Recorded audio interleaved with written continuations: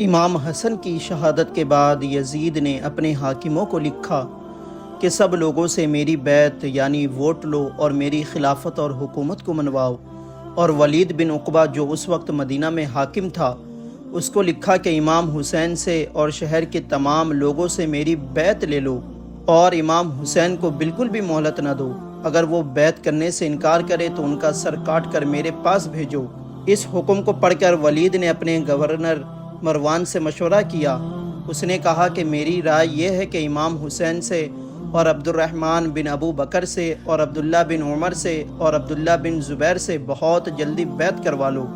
اگر یہ چاروں بیعت کریں اور یزید کو خلیفہ مانے تو بہتر ہے، ورنہ ان سب کو قتل کروا دو تاکہ دوسرے لوگ ڈر جائیں اور بیعت سے کوئی انکار نہ کرے۔ ولید نے یہ ظلم و ستم کی رائے سن کر مروان سے کہا، اللہ کی پناہ، میں ان پیشوائے دین کو قتل کر کے دوزخ میں نہیں جانا چاہتا۔ پھر ولید نے حضرت امام حسین کو پیغام بھیجا کہ آپ سے کچھ مشورہ کرنا ہے، آپ تشریف لائیں۔ آپ 30 آدمیوں کو لے کر ولید کے پاس گئے اور ان سب سے فرمایا کہ تم سب مکان کے باہر رہو، اگر تکبیر کی آواز سنو تو سب اندر چلے آنا۔ آپ اندر گئے۔ ولید نے آپ کو بڑی تعظیم سے اپنی جگہ بیٹھایا اور یزید کا حکم سنایا۔ آپ نے فرمایا، کل جمعہ کا دن ہے، جو کچھ میری رائے ہوگی ظاہر کر دوں گا۔ یہ فرما کر آپ تشریف لے آئے۔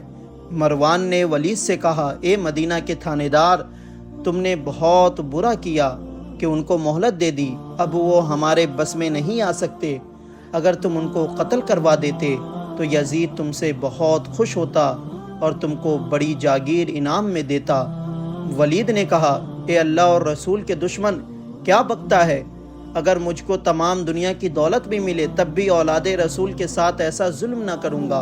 اگلے دن جمعے کو امام حسین نے اعلان کر دیا کہ ہمیں دنیا اور دنیا کی حکومت سے کوئی مطلب نہیں، ہم یزید کی بیعت نہیں کریں گے، ہم یزید کی خلافت کو نہیں مانتے۔ جمعہ کی نماز پڑھ کر جب آپ اعلان کر چکے تو آپ کا دل گھبرایا اور خیال پیدا ہوا کہ مکہ میں چلا جاتا ہوں اور وہاں آرام سے رہوں گا، کہ وہ جگہ امن کی ہے اور یہاں دشمن آرام نہیں لینے دیں گے۔ آپ اسی وقت اپنی والدہ حضرت فاطمہ رضی اللہ عنہا کے مزار شریف پر آئے، پھر اپنے بھائی حضرت امام حسن رضی اللہ عنہ کے مزار پر آئے اور آخری سلام کر کے اپنے نانا حضرت محمد صلی اللہ علیہ وسلم کے روضہ اقدس پر گئے۔ درود و سلام پڑھ کر عرض کی، نانا جان، یہ آپ کا بیٹا حسین آپ سے جدا ہوتا ہے، بے کس ہے، دشمن کا زور ہے، وہ مجھے آپ کے قدموں میں نہیں رہنے دیتا۔ بھائی حسن کی جان لے لی، اب میری جان لینا چاہتا ہے، بڑا ظالم حکومت پر قائم ہو گیا ہے اور مجھ سے بیعت لینا چاہتا ہے، اور آپ کا حکم ہے کہ جس نے بدعتی کی عزت کی اس نے اسلام کی بے عزتی کی۔ نانا جان اپنے حسین کو گلے لگائے اور مکہ میں جانے کی اجازت دیجیے۔ خدا جانے یہ آپ کا بیٹا حسین اب کہاں کہاں در در پھرتا رہے گا۔ اسی بیچ آپ بے ہوش ہو گئے تو کیا دیکھتے ہیں کہ میں بچہ ہوں اور نانا جان مجھ کو اپنے سینے سے لگائے ہیں اور پھر گود میں لٹائے اور میرے سر پر ہاتھ مبارک پھیر کر فرمایا، اے میرے نور عین بیٹے حسین، صبر کرو، اب وقت قریب ہے کہ تم میرے پاس آ جاؤ گے۔ میں نے کہا، نانا جان میں تو آپ ہی کے پاس ہوں۔ آپ نے فرمایا، نہ بیٹا، یہ خیال نہ کرو، ہمت سے کام لو۔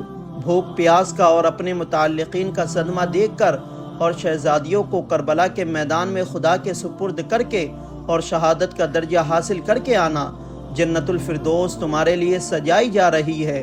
یہ حال دیکھ کر آپ کو ہوش آیا اور ساری گھبراہٹ ختم ہو گئی، شہادت کا شوق بڑھ گیا، نانا جان کی نصیحت دل میں جم گئی، اور آپ 4 شعبان کو اپنے بال بچوں کو لے کر مکہ شریف کی طرف روانہ ہو گئے، اور مدینہ کے لوگ آپ کی جدائی میں بے چین ہو کر رونے لگے۔ آپ مدینہ کے لوگوں کو روتا چھوڑ کر مکہ شریف پہنچے۔ وہاں کے لوگ آپ کی زیارت سے خوشی میں پھول کی طرح کھل گئے۔ ادھر مروان شیطان نے اپنے بھانجے یزید کو خبر دی کہ ولید کو اپنا آدمی نہ سمجھو۔ اس نے حسین کی تعظیم کی اور اس کو مہلت دے دی، اب مکہ کو چلے گئے۔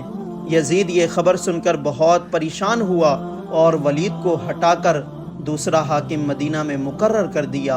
اب اگلے ایپیسوڈ میں ہم آپ کو بتائیں گے کہ کس طرح کوفے کے لوگ حضرت امام حسین کو مکے سے کوفہ بلاتے ہیں اور امام حسین کے ساتھ غداری کرتے ہیں۔